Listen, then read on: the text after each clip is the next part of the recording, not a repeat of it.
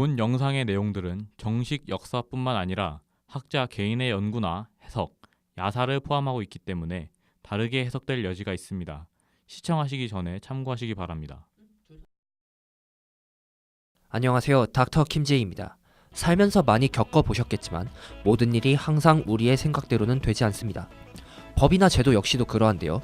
오늘은 본래의 의도와 다르게 흘러간 한 제도에 대해서 이야기해보겠습니다.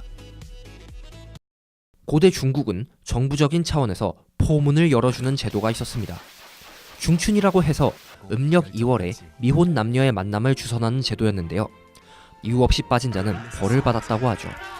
이런 제도를 실시했던 첫 번째 이유는 미혼 남녀의 성욕을 해소해주고 노처녀와 노총각을 결혼시켜주기 위해서였다고 합니다.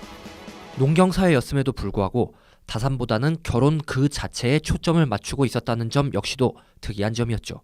두 번째 이유는 바로 NGO였습니다. 왕실 역시도 고매 제사라고 하여 중춘 행사와 연계되는 제사를 지냈는데 그냥 제사를 지냈던 게 아니라 여기에 그룹 섹스가 동반되어 있었다는 거죠. 왕실 쿵쿵따 행사라고 보면 되겠는데 후궁은 물론 왕후까지 남의 자식을 낳은 일이 많았습니다. 주목할 만한 것은 후궁은 물론 자기 왕후까지 다른 씨를 받아왔을지라도 왕들은 딱히 화내지 않았고 사람들 역시 왕비가 더럽다거나 왕이 찌질하다고 생각하지도 않았다고 합니다.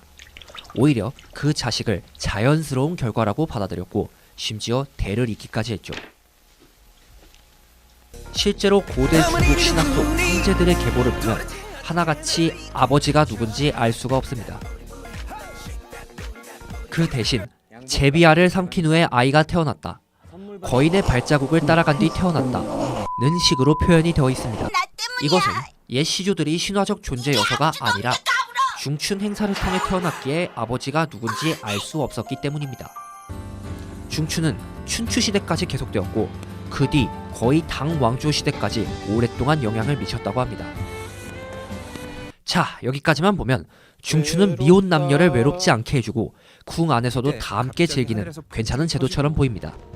하지만 과연 공평한 행사였는지는 좀 더 생각해봐야 할 필요가 있습니다. 사실 정책상으로나 미혼 남녀를 짝지어줬네 마네 라고 떠들어댔지 실제로는 이게 제대로 돌아간 적은 드물었습니다. 지들이 먼저 싹 쓸어갔거든요.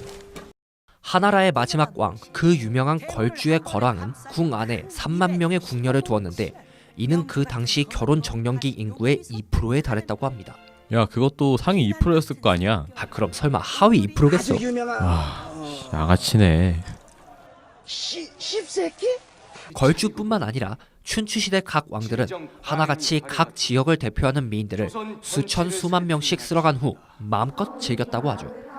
왕뿐만 아니라 외척이나 대신들 역시 수많은 첩과 기생을 집에 두었다는 것을 감안해 보면 중춘은 그저 욕망을 합법적으로 채우기 위한 명분이었을 뿐이죠.